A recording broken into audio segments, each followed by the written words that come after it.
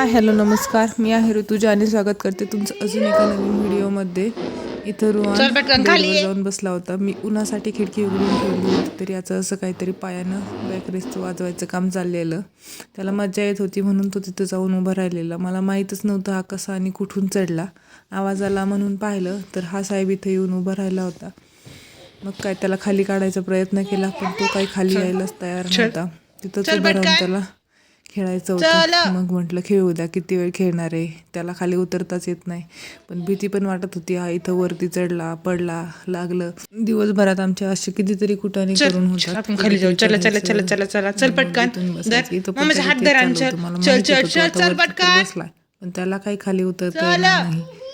म्हणून मग तिथंच जरा हवे त्याच्यापाशी बसले आणि तो काही खाली यायला तयारच नव्हता. मग बसून बसून दुसरीकडे निघून गेले. तर थोड्या वेळानं मग तोच मला आवाज द्यायला लागला, कारण त्याला उतरताच येत नव्हतं. कितीही लाडीगोडी लावा, पण आम्ही आमच्या निर्णयावर ठाम असतो. आम्हाला खाली यायचंच नव्हतं. असंच काहीतरी दिवसभर कुटाने करत असतो. नंतर म्हटलं त्याला खाली घ्यायचंच नाही. बऱ्याच वेळानंतर प्रयत्न केले, पण त्याला काही खाली येता आलं नाही. मग असे प्रयत्न चालू होते. पाय टाकायचा प्रयत्न करायचा, पण भीती पण वाटत होती. उतरायचं कसं, चढायला जमलं पण उतरता कुठे येतंय. थोड्या वेळ तसाच राहून दिला आणि मग खाली घेतला, कारण त्याला लगेच खाली घेतला असायचं तो परत चढायचा प्रयत्न करत होता. जरा वेळ तसाच राहून दिला आणि मग खाली घेतला. बघा त्याचे एक्सप्रेशन. घे घे म्हणत होता.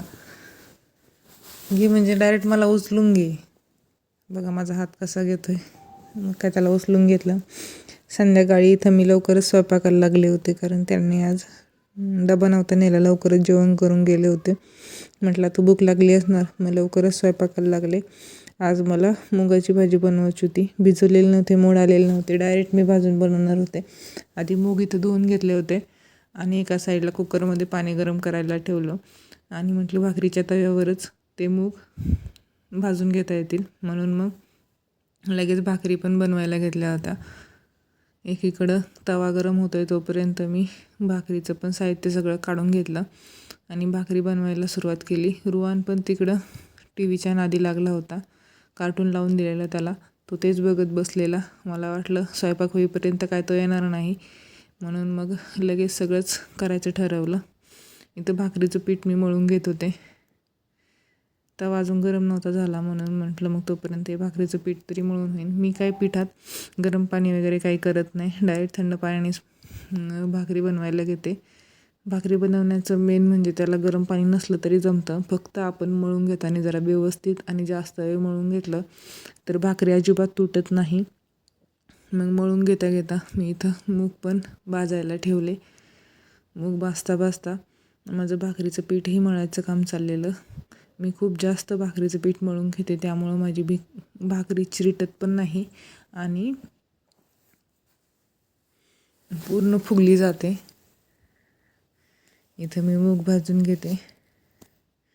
डायरेक्ट उकळलेल्या त्या गरम पाण्यामध्ये कुकरमध्ये मी ते मूग शिफ्ट केले. त्यातमध्ये मीठ टाकलं आणि लगेच कुकरचं झाकण ठेवून दिलं.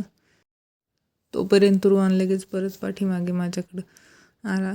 नंतर तो आल्यानंतर काय स्वयंपाक करू देतोय, मग त्याला बघून बघून स्वयंपाक करणंही खूपच अवघड जातं, कारण तो असा इथं माझ्यापाशी येऊन उभा राहतो.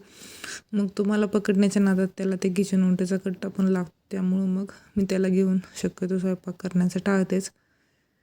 म्हटलं आज लवकर करावं. कसाही नादी लावला तरी तो काही नादी लागला नाही. बराच वेळ प्रयत्न केला.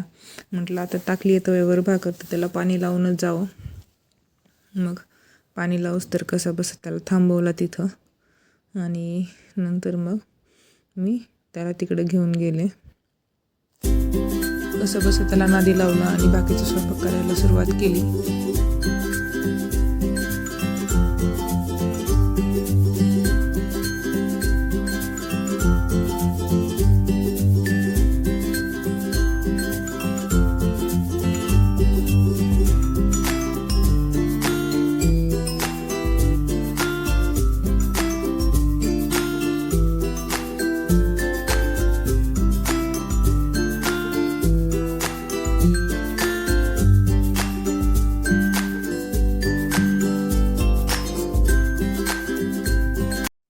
त्यांना भूक लागली म्हणून मी स्वयंपाक करायला सुरुवात केली होती. तर ते येतानाच पाणीपुरी घेऊन आले होते, कारण त्यांना माहिती रोहन कधी स्वयंपाक करू देतो कधी करू देत नाही, त्यामुळं मग भूक लागली होती तर घेऊनच आले होते. मग काय आम्ही हीच 31st पार्टी म्हणून एन्जॉय केलं.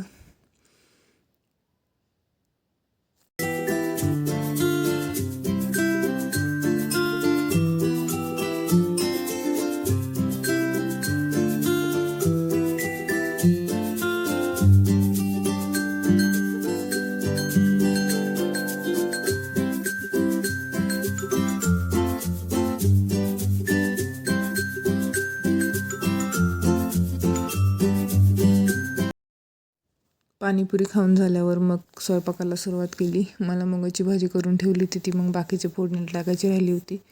सुरुवातीला हिरवी मिरची आणि लसूण मिक्सरमध्ये बारीक करून घेतला आणि कोथिंबिरीची देठ पण त्यामध्ये टाकले होते. आणि घरून आणलेलं ही लसणाची पात होतीच, मग म्हटलं त्याचीच फोडणी द्यावी. लसणाची पात टाकून कांदा आणि कढीपत्ता छान परतून घेतला. त्यामध्ये नंतर हिरवी मिरची आणि लसणाची पेस्ट टाकली, ती पण छान परतून घेतली. आणि मग टोमॅटो ॲड केले. टोमॅटो ॲड केल्यानंतर भाजीला चव वेगळीच येते. तुम्ही करत नसाल तर एकदा करून बघा. नंतर शिजवलेले मूग टाकले. मूग जर भाजून शिजवले तर त्याची चव छान लागते. मूग शिजवतानाच मी मीठ टाकलं होतं, त्यामुळं वरतून काही मी मीठ टाकलं नाही. जेवढं लागतं आहे तेवढं पाणी ॲड केलं आणि थोड्या वेळ उकळू दिलं. नंतर त्यामध्ये थोडा शेंगदाण्याचा कूट टाकला आणि भाजी तयार झाली होती. मग जेवायला मस्त ज्वारीच्या भाकरीबरोबर मुगाची भाजी छान लागते. असा होता माझा आजचा व्हिडिओ. आवडल्यास लाईक करा, शेअर करा आणि सबस्क्राईब करायला विसरू नका. बाय.